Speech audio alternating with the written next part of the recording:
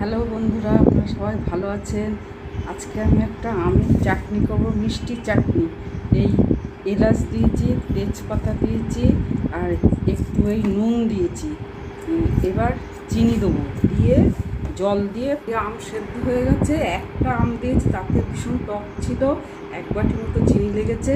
আর এই মশলাটা দেবো, এতে আছে একটু 5 ফোড়ন ড্রাই ফ্রাই করে গুঁড়ো করা, গোলমরিচ 1 পিঞ্চ, শুকনো লঙ্কার গুঁড়ো 1 পিঞ্চ, আর কিছু না, আর হলুদ 1 পিঞ্চ।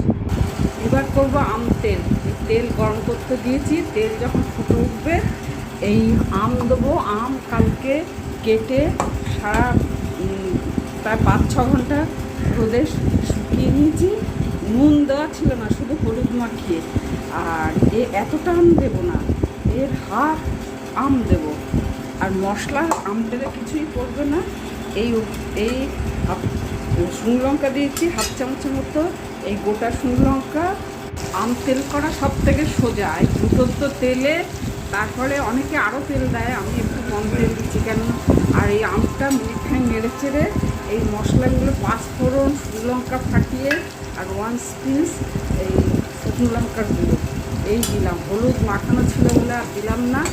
দিয়ে এই তেলটা অনেকে বেশি করে দেয় কেন, এই তেলটা আপনার আলু চোখা, তারপরে একটা ঝাল আচার বানাবো। এই যে আমগুলো রেখে দিয়েছে, এই আমগুলো দিয়ে এখানে একটা মশলা তৈরি করছি।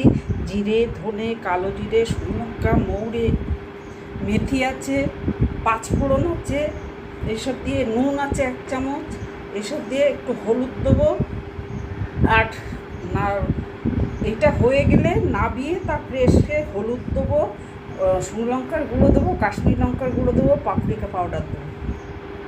সর্ষে দিয়ে আরেকটু ফ্রাই করবো। সর্ষেটা পরে না দিলে এটা যখন চটপট করে ফুটবে তখন বন্ধ করে দেবো। আর এখানে আছে এমনি শুকনো লঙ্কার গুঁড়ো, কাশ্মীরি লঙ্কার গুঁড়ো, পাপরিকা পাউডার। এবার ঝাল আচারটা করছি। এই একটু গ্যাসটাকে অফ করে দিচ্ছি, না হলে পুড়ে যাবে। আস্ত কয়েকটা মশলা দিয়েছি, কালো জিরে, ধনে, জিরে, মৌরি, এসব আস্ত কয়েকটা মশলা দিয়েছি। এবার এই আমগুলো ঢেলে দেবো, দিয়ে এই আমগুলো দিয়ে কষে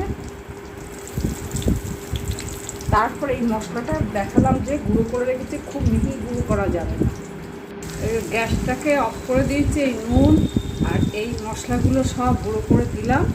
এবার বয়েনে ঢেকে রাখবো কিছুক্ষণ, ঠান্ডা হলে বয়েনে সব কাঁচের শিশিতে মিষ্টি আচার এই বয়েমে ভরছি। এই যে রকমের আমের প্রিপারেশন হয়ে গেছে। এই আমের চাটনিটা তো এতে প্রচুর মিষ্টি দেওয়া, মিষ্টি চাটনি। এইটা ভাতের সময় লাঞ্চে খাবো। আর এই দুটো রেখে দেবো, 1 বছর রাখা যাবে রোদে দিয়ে দিয়ে। এটা তো টক ঝাল মিষ্টি আচার, হ্যাঁ, মিষ্টিটা খুবই কম। আর ব্যালেন্স করার জন্যে জ্যাগারি দিয়েছিলাম 2 চামচ। আর একটু ঝাল ঝাল আছে, এটা স্পাইসি খুব। আর এইটা মাঝে সাঝে একটু খেলাম বিকেলবেলার দিকে, কি ভাতের পাতে, কি একটু জল খাবারের সাথে। আর এইটা হচ্ছে আম তেল। আম তেলটা এটা যত রোদে দেওয়া হবে সুন্দর তেলের সঙ্গে একটা স্মেল বেরোবে। কোনো মশলা নেই, শুধু আস্ত 5 ফোড়ন আর শুকনো লঙ্কা, হ্যাঁ, আর নুন দেওয়া আছে, আর 1 চিমটে হলুদ।